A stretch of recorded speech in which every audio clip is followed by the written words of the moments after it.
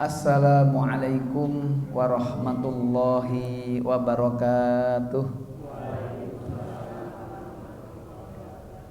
Innal hamdalillah nahmaduhu wa nasta'inuhu wa nastaghfiruh wa nastahdihi wa natubu ilaihi wa na'udzu billahi min sururi anfusina wa sayyiati a'malina. May yahdihillahu fala mudhillalah wa may yudlil fala hadiyalah. Asyhadu an la ilaha illallah wahdahu la syarikalah wa asyhadu anna Muhammadan abduhu wa rasuluhu la nabiyya wa la rasula ba'dah. Allahumma shalli ala Muhammad wa ala ali Muhammad kama shalaita ala Ibrahim wa ala ali Ibrahim wa barik ala Muhammad wa ala ali Muhammad kama barakta ala Ibrahim wa ala ali Ibrahim innaka Hamidum Majid. Faya ibadallah usikum wa iyaya nafsi bitaqwallah haitsu yaqulu azza wa jalla fi kitabihil karim. A'udzu billahi minasyaitonir rajim. Ya ayyuhalladzina amanu taqullaha haqqa tuqatih wala tamutunna illa wa antum muslimun. Wa qala Rasulullah sallallahu alaihi wasallam ittaqillaha haitsumma kunta wa atbi sayyi'atal hasanata tamhuha wa khaliqin nasa bihulukin hasanin. Shadaqallahul adzim wa shadaqa rasuluhul karim. Bapak-bapak, ibu-ibu, hadirin hadirat jamaah salat maghrib dan kajian ba'da maghrib Jumat malam Sabtu yang berbahagia, yang mudah-mudahan dimuliakan Allah dan mudah-mudahan mendapatkan rahmat dari Allah Subhanahu wa taala. Mari kita awali majelis malam hari ini dengan memanjatkan rasa syukur kita atas izin dan ridha Allah kembali kita dikumpulkan di Masjid Al-Amin ini.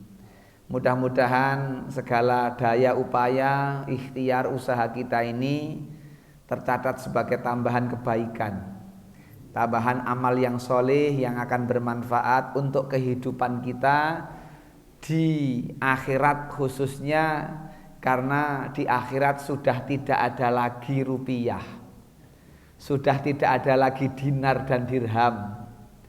Di akhirat ini nanti ada tinggal amal. Yang dihitung hanya amal. Maka kalau ada yang berbuat dolim kepada saudaranya, maka tebusannya bukan dinar dan dirham atau rupiah, tapi adalah amal yang pernah dikerjakan. Jadi orang-orang yang ketika di dunia ini mendolimi saudaranya, maka kebaikan-kebaikannya akan ditransfer kepada saudaranya yang didolimi ketika di dunia. Manakala kebaikannya sudah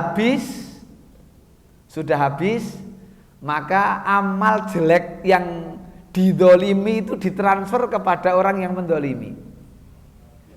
Kalau amal soleh orang yang mendolimi itu sudah habis, dibagikan kepada orang-orang yang didolimi, maka amal salah dari orang yang didolimi yang dikirim diberikan kepada orang yang pernah mendolimi. Begitulah akhirat. Maka Bapak Ibu sekalian, kembali kita ngaji untuk saling ingat mengingatkan, saling tawasobil haq wa tawasobis sober, eling tiniling. Kita masih lanjutkan karena ingatnya ya materi ini, yang ingat gitu ya. Surat Al-Hasyr ayat 9. Ada yang hafal surat Al-Hasyr ayat 9? Dapat hadiah. Hadiahnya apa ya?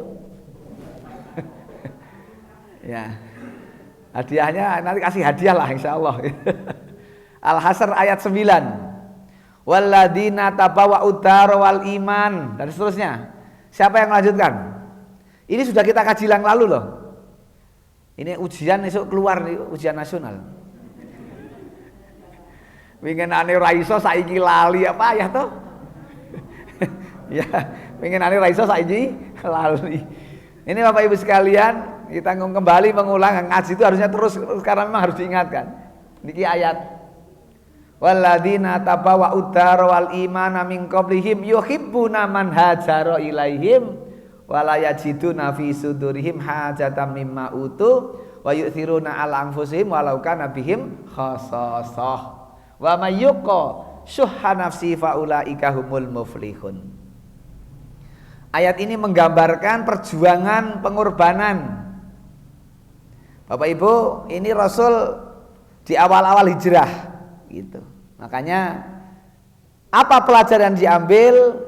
Diulang ini, perjuangan, pengorbanan, kepedulian terhadap sesama, kesabaran dan persaudaraan karena ikatan akidah. Kalau kita ingin mewarisi generasi terbaik umat, yaitu sahabat, ikuti 5 ini. Maka sahabat itu diberi oleh Allah gelar kuntum khaira ummah. Surat apa Bapak Ibu? Surat Al-Quran. Angel ya. Kuntum khaira ummatin ukhrijat linnas dan seterusnya. Surat apa? Surat Al-Quran. Surat Ali Imran 110.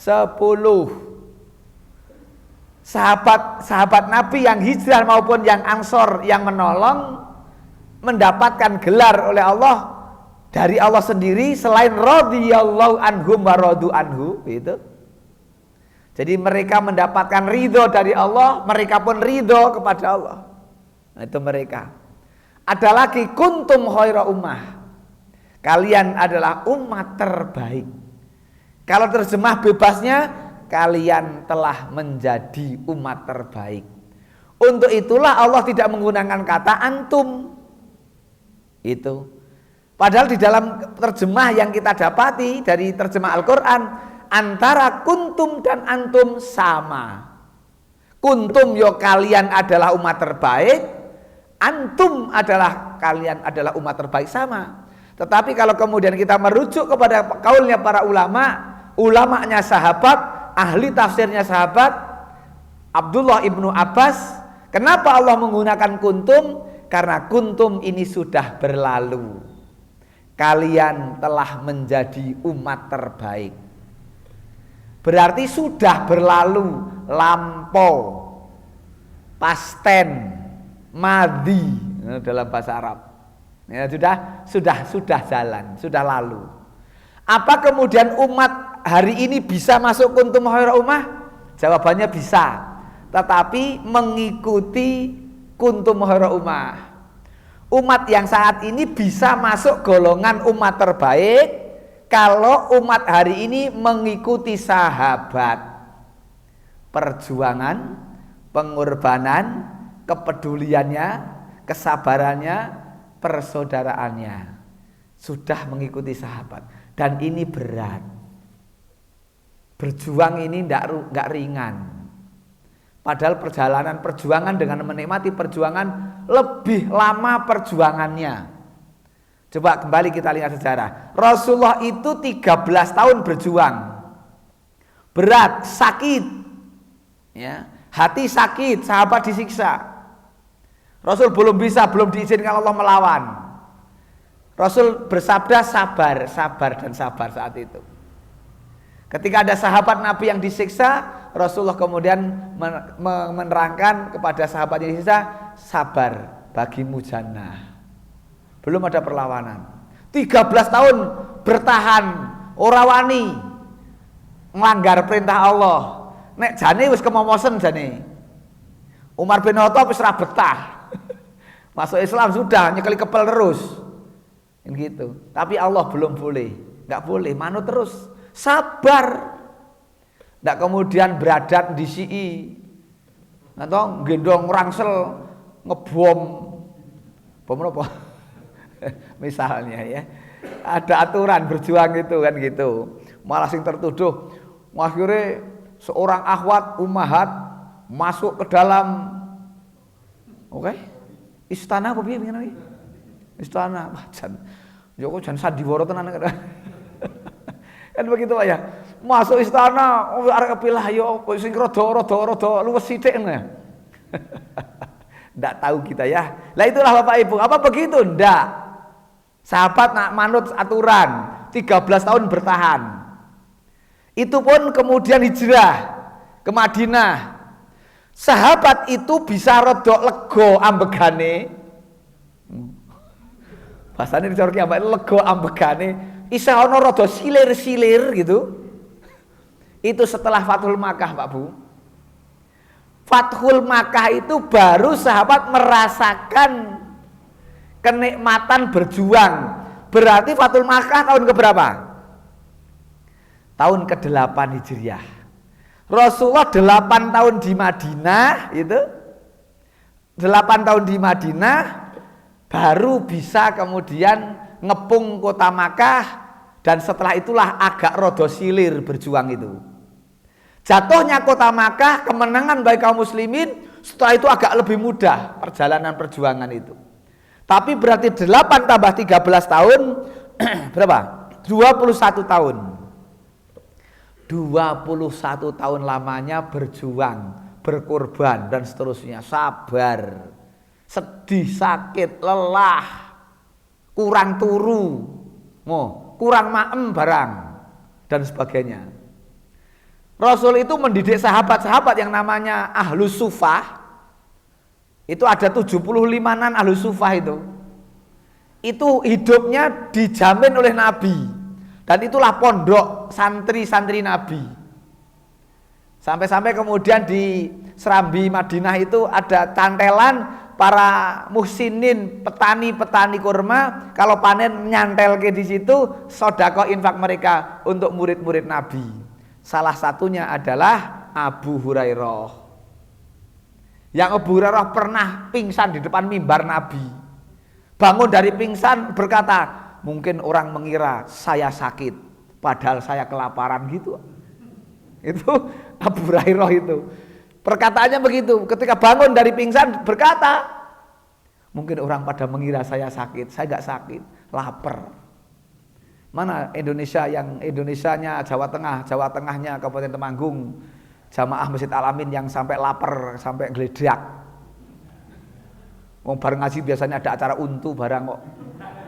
Biasanya nek ora berarti luar biasa. Ngono to. Begitu nikmat yang ngaji resikone senek kok. Resikone ngaji senek. Kadang-kadang Masya Allah, tadi pagi saya ngaji di Muntilan sama Komandan Yonek. Sampai Muntilan jam 6 lah, itu Bapak Ibu.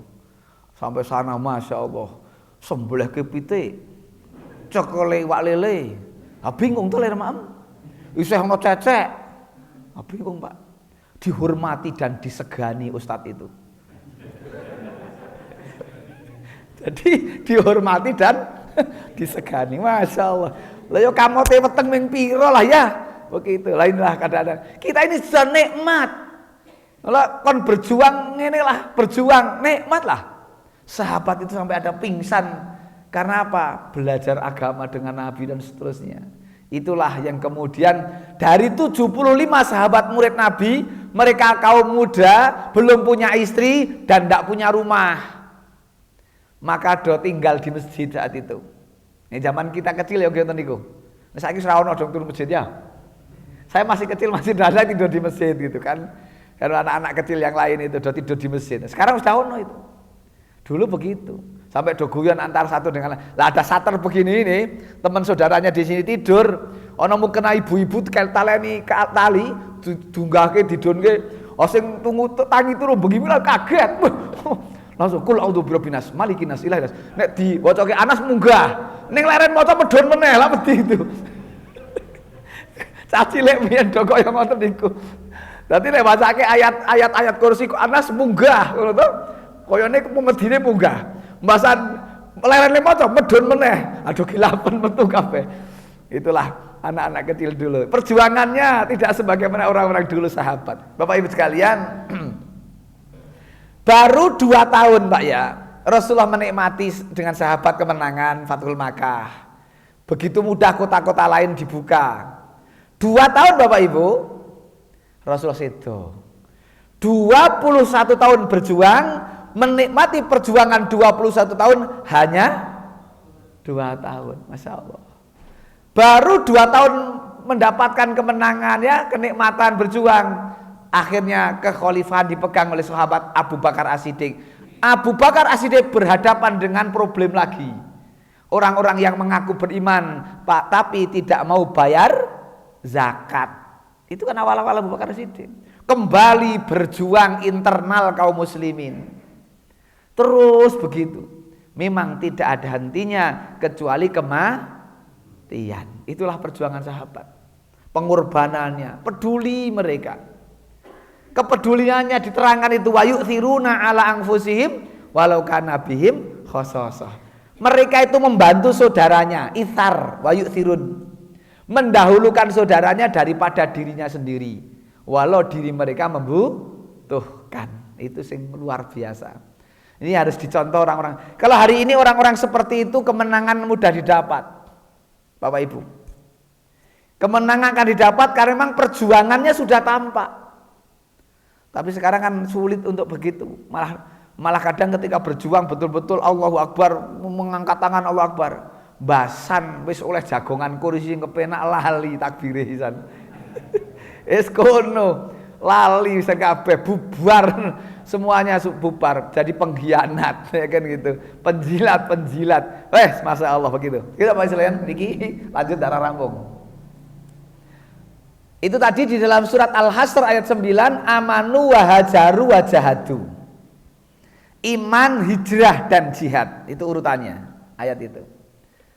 Aktivitas hijrah selalu diapit dengan adanya pendampingan kata yang diulang sebanyak 9 kali itu dalam Al-Quran.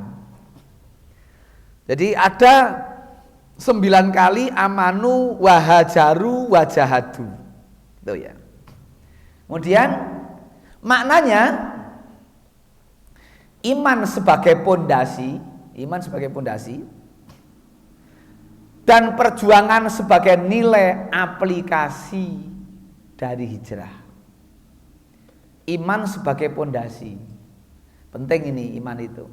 Maka hadir di majelis-majelis ilmu itu dalam rangka menjaga dan meningkatkan iman. Kita kalau nggak ketemu konco sing apik niku berat. Kadang lemes iman itu, turun iman itu. Tapi ketemu teman itu tergugah. Dan tanda-tanda teman itu adalah teman yang sodik, teman yang benar. Kalau kita ketemu, kita semakin bertambah iman. Itu adalah orang yang benar. Kita ketemu salaman lihat wajahnya itu semangat berjuang, semangat berkorban, semangat untuk meningkatkan keimanan tambah. Itu orang baik. Pun hitung mawon nek kata pada uang tambah ngrekesi apa orang lah imane. Nek kepethuk angger kenyung ketepuk kok ngrekesi iman iki jadi sing ora bener kene pokono ngono lho. Kan gitu. Karena memang ukurannya gitu. Ketemu orang baik itu kita jadi ada virus positif yang menular. Gitu loh. Lama enggak ketemu tuh sumringah, semangat untuk pingin berbuat kebaikan. Tinggal aja tinggal lihat aja. Kita ketemu siapa kok yo pengen mamerke le mobile anyar barang itu ngeres gue mesti pikirannya. Karena ada orang yang ketemu itu dia akan pamer ini, pamer itu gitu. Pamer pekerjaan itu dan sebagainya. Ada orang yang begitu. Tapi ada orang yang bertemu hurung omong dhewe iki wis husnudon. Rupane iki rupa wong soleh gitu loh. Wonten mboten ngoten niku. Karena ada aura ya bahasanya. Auranya ada, kelihatan itu orang baik itu. Nampak itu, semangat Jadi orang itu kalau baik mengajak orang lain untuk banyak berbuat baik. Karena apa? Besok masuk surga itu bareng-bareng. Wasiqal ladzina taqaw rabbahum ilal jannati zumaro. Mlebu swarga kira dhewek-dhewek. Zumaro berbondong-bondong, bergelombang-gelombang. Mongko syaratnya wasiqal ladzina taqaw. Allah akan menggiring orang-orang yang bertakwa. Maka nanti orang itu akan masuk ke dalam surga sesuai dengan rombongannya dan rombongan itu sampai di mana tingkat ketakwaannya. Nah kan pernah tingkat ketakwaan orang itu. Ada tingkat sholat jamaah yang datang lebih gasik, ini tingkat keimanannya. Lebih gasik bisa qobliyah, bisa tahiyatul masjid misalnya. Ini tingkat keimanan yang begitu. Ada tingkat keimanan nek urung komat, urung mangkat. Mriki wonten mboten niku? Wadah. Gegek ngene kula ketularan mriki ya. Nek urung komat, urung menyat itu ada tingkatnya. Bahkan ada orang yang sholatnya itu selalu mesti ketinggalan sak rakaat yono. Ora tahu kok joroto dhisik, mesti carry sak rakaat dan seterusnya. Memang ini tingkatnya begitu. Lah nanti golongan orang yang menghadap Allah masuk ke dalam surga itu sesuai dengan tingkat iman masing-masing, ketakwaan masing-masing. Jadi wong sing biasanya telat kumpul mlebu swarga karo wong sing telat. Ya sing penting mlebu swarga lah ya. Gitu. Sing gasik ya gasik kan gitu. Memang begitu. Ada yang kemudian bersegera. Ada yang kosak-kosik. Alah, paling ya urung mulai kan gitu. Model-model gini ada. Itulah Bapak Ibu sekalian. Maka sekali lagi iman sebagai pondasinya. Kalau pondasi iman tidak kuat ambrol, Pak. Begitu, ambrol. Maka kita ini harus selalu berkumpul dengan orang-orang baik. Karena orang-orang baik ini, kita ini beramal yang tidak baik ini minimal izin. Wah, nyong rapatut nek kekancan karo kayu aku beramal jelek kan gitu.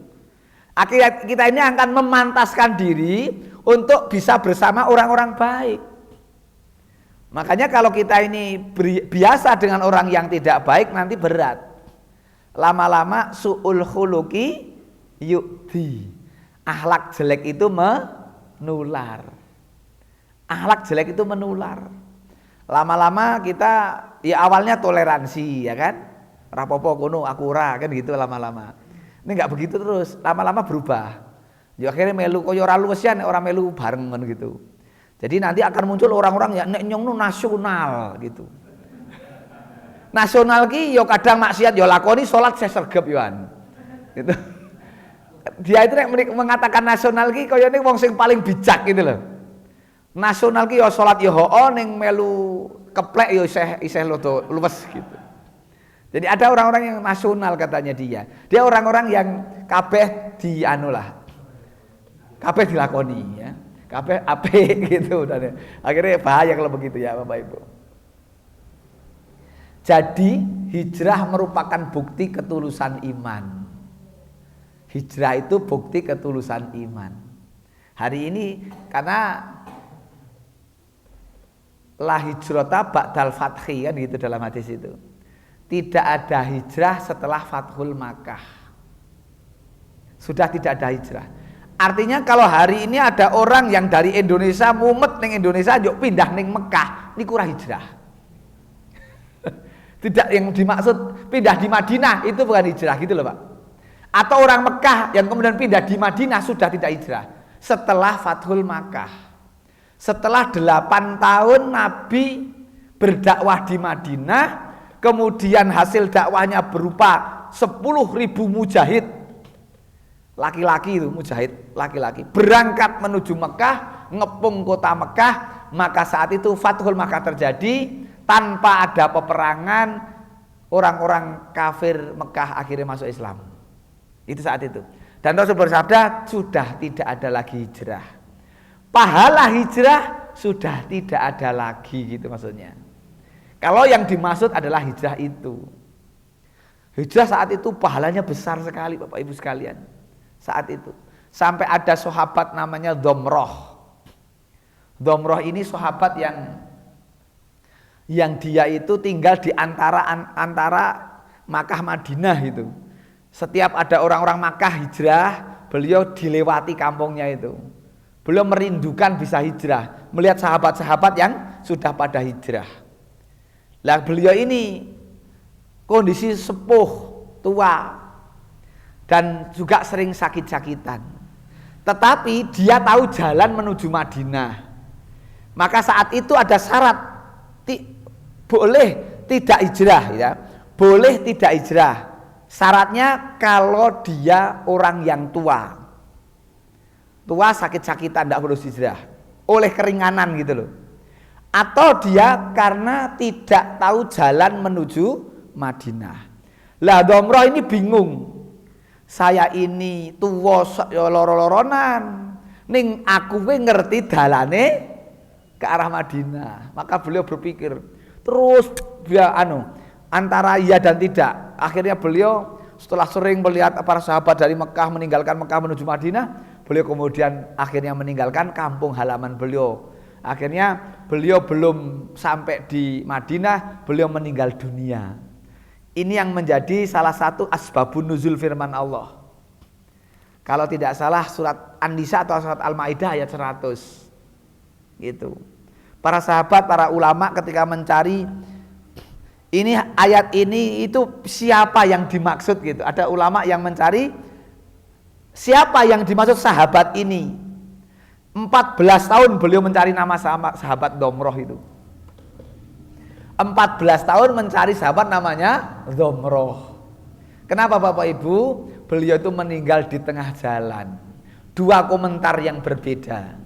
Orang-orang yang di Madinah berkata yang sudah hijrah, seandainya Domroh sudah sampai Madinah, maka dia mendapatkan pahala besar. Sampai Madinah kemudian meninggal, dia pahala besar di sisi Allah Subhanahu wa taala. Kemudian yang ada di Makkah, seandainya dia tidak jadi hijrah, maka dia meninggal diopeni keluarganya, diopeni tetangganya, lingkungannya. Loh, dia mati sudah jauh meninggalkan Makkah, maka yang di Mekah pun tidak bisa ngopeni. Begitu. Dua komentar yang berbeda, turunlah firman Allah bahwa orang yang berhijrah walau dia meninggal dunia di jalan, maka pahala sempurna didapat. Begitu Bapak Ibu saat itu hijrah. Maka hijrah merupakan ayat berapa Pak Arif? Ada yang ngecek? An-Nisa, bunyinya gimana? Sisa ya. Dibaca Pak Arif. Kalau kata kali ini. Nah itu ya, bismillah.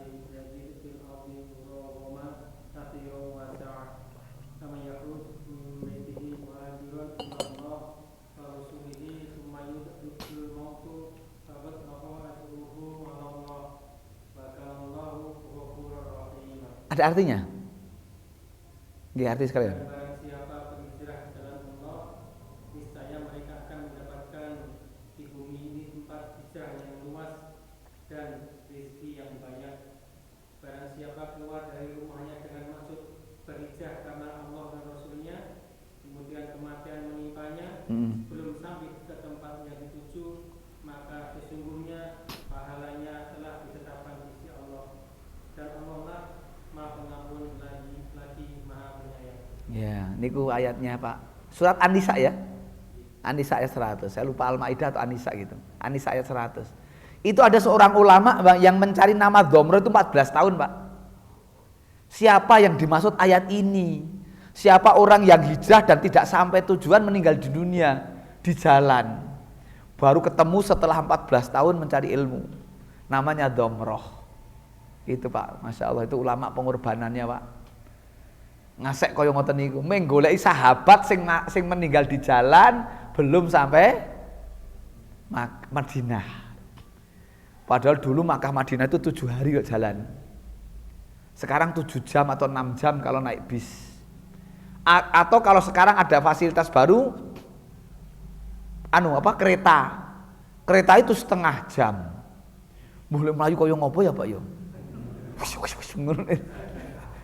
Kalau yang bayang aku, wah, iki nek tekan Mekah Madinah sesuk menumpak kereta sing kecepatannya juga yang apa tuh Mekah Madinah kok setengah jam. Itu Jakarta Indonesia, Jakarta ini nek ya 500 kilo 521 kilo itu Mekah Madinah itu 521 kilo. Itu sahabat jalan kaki Pak. Mula kadang saya ngukur ngeten niku Pak. Nek cara Kiai Mbak niku urip di zaman Nabi niku kira-kira mulat-mulet enek ya.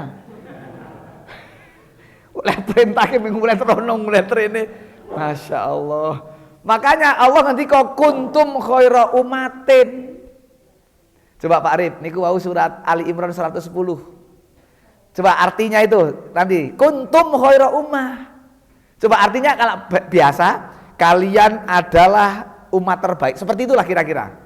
Tidak dengan kata kalian telah menjadi umat terbaik, enggak gitu terjemahnya. Ada, sudah ketemu Arif? Terjemahnya mawon. Kamu umat Islam adalah umat terbaik yang dilahirkan untuk manusia. Ya. Karena kamu menyuruh berbuat yang ma'ruf dan mencegah dari yang munkar dan beriman kepada Allah Subhanahu wa taala. Kiranya ahli kitab beriman, tentulah itu lebih baik bagi mereka. Di antara mereka ada yang beriman, namun kebanyakan mereka adalah orang-orang fasik. Ya, kalau itu kuntum kalian adalah umat Islam. Kalau menurut Ibnu Abbas, tafsirnya para ahli tafsirnya ulama, sahabat, ulama ahli tafsirnya sahabat, beliau menerangkan kuntum itu adalah sahabat. Bukan semua umat Islam. Gitu. Nah, kemudian baru bisa umat Islam yang hari ini masuk di dalam golongan kuntum khairu ummah kalau mengikuti jejaknya sahabat. Abot apa enteng? Abot. Wong tangi subuh wae angel kok. Kalah karo anyes kan gitu. Sahabat Masya Allah Pak. Karena wong angen-angene mung swarga. Sahabat tuh gitu. Sing duwe harta-hartanya gawe berjuang. Utsman bin Affan, Abdurrahman bin Auf. Itu orang-orang ahli ekonomi itu. Saudagar. Nah, sekarang jenenge apa? Miliarder. Apa? Businessman, bisnis girl. Walau sahabat-sahabat luar biasa. Dan itu untuk mencari surga. Amr bin As, orang kaya, kekayaannya untuk Islam, untuk membela Islam dan kaum muslimin. Hari ini angel berkorban seperti itu. Ono tarian napa? Tarian TPQ ora mesti metu. Tarikan TPQ ora mesti metu. Tarikan 17 Agustus organ tunggal. Nyo. Organ tunggal. Jadi kalau urusan yang begitu-gitu wah nyanyo. Kalau sudah untuk TPQ 5.000 sasi walah ngulat ditakoki. Kapan Pak makirin? Itu bagaimana pengorbanan. Sahabat itu harta ya Allah, enteng bagi mereka itu harta. Amr bin As ketika menjadi gubernur Mesir mengirim 1.000 unta. 1.000 unta plus produk di atas unta itu, makanan. Jadi badho'ik dalam bahasa Arab itu. Jadi komoditi apa namanya ya, berbagai macam. Ono nek cara sakniki ya minyak wangi, minyak goreng. Apa? Sembako lah yo. Itu di atas onta dikirim 1.000 jalan darat. Itu beliau ketika melihat ada informasi dapat surat dari Umar bin Khattab yang ada di Madinah. Gitu loh. Jadi di Madinah menghadapi paceklik Makkah Madinah. Khalifah Umar kirim surat ke Mesir yang subur. Kemudian kirim 1.000 unta tambah 20 kapal laut. Maka sahabat Amr bin As lah yang pertama-tama buka jalur laut dari Sungai Nil sampai ke Laut Merah. Itu Amr bin As. 20 kapal laut isine produk-produk. Cara Indonesia yo ono kimpul barang gue. Telo barang. Ya kan? Kemarin sama Mas Ramadan nih ke mana Dan? Banon yo. Pulang sang moni kimpul ning usus ustate nek kae. Kimpule sak ndas sirah bocah cilik. Masya Allah gede-gede. Walah Masya Allah. Itulah Bapak Ibu. Jadi produk-produk motor dikirim untuk mengatasi paceklik yang ada di Makkah dan Madinah. Selanjutnya, perjuangan atau jihad merupakan buah sekaligus konsekuensi logis dari aktivitas hijrah. Hijrah merupakan bukti ketulusan iman. Dulu dari sahabat ya. Perjuangan jihad itu merupakan buahnya sekaligus konsekuensi logis dari aktivitas hijrah. Maka sahabat 10.000 pasukan dari Madinah bergerak menuju Mekah dan tidak ada yang pamit. Mau pamit wah kula asam aurat niki ndak ono. Kula hipertensi ndak ono sing gitu ya. Wah kula koles kolesterol, nggak ada Pak. Hebatnya sahabat kok do sehat. Mbak ini kok menyatu dengkule loro ya dan sebagainya. Itu sahabat dulu. Resepnya apa sahabat sehingga sehat? Itu nanti ada sendiri kajiannya dengan para ustadz ahli herbal nih itu. Tibun Nabawi. Ada Tibun Nabawi enggak kajian di sini? Oh belum. Ya itu ngundang ahli Tibun Nabawi. Itu. Bagaimana Nabi dalam urusan dahar ngunjuk. Nabi itu berhenti makan sebelum kenyang. Mbak niku berhenti makan nek wis entek. Mulo tadi penyakit. Begitu sahabat, Masya Allah. Makanya sehat-sehat. Para sahabat tidak ada yang gerah ini gerah itu. Kenapa ya kok sekarang banyak penyakit gitu kan? Begitu Bapak sekalian. Iman tanpa hijrah tidak akan bermakna. Iman tanpa hijrah tidak akan bermakna ya. Terus sedangkan hijrah tanpa jihad berarti tidak berbuah. Sedangkan hijrah tanpa jihad, berjuang. Hari ini apa perjuangannya? Besarkan majelis-majelis tablik, majelis pengajian. Ini jihad hari ini. Nek perang urung ono lawane sing ketok, lawane rupati ketok hari ini. Malah kadang jebule sing duduk bersama ki jane lawan. Ning kono mendo-mendo penampakan. Ini repotnya hari ini. Maka ketika Islam itu sudah itu terjadi dalam keterangan-keterangan para ulama, baru furqan itu jelas. Furqan itu jelas, pembela al-haq, pembela al-batil. Hani rapati cetha. Sing bela hak karo sing bela batil malah kaya ora pati cetha lah. Angel gitu. Orang-orang munafik hidup di zaman-zaman seperti ini subur, Pak. Kalau sudah terjadi furqan, pembeda, baru kelihatan. Melu kono apa melu kene gitu. Nanti tampak itulah. Ini Bapak Ibu sekalian, jadi kita ini terus sekarang jihad kita apa? Jihad kita ini dengan apa ya? Bagaimana ikut nyengkuyung dakwah. Ojo ming dadi penonton. Melu ayo nang kono ngaji disiarke. Kalau setiap orang itu punya target saya harus membawa satu orang, maka kajian-kajian di Temanggung full, banyak tempat.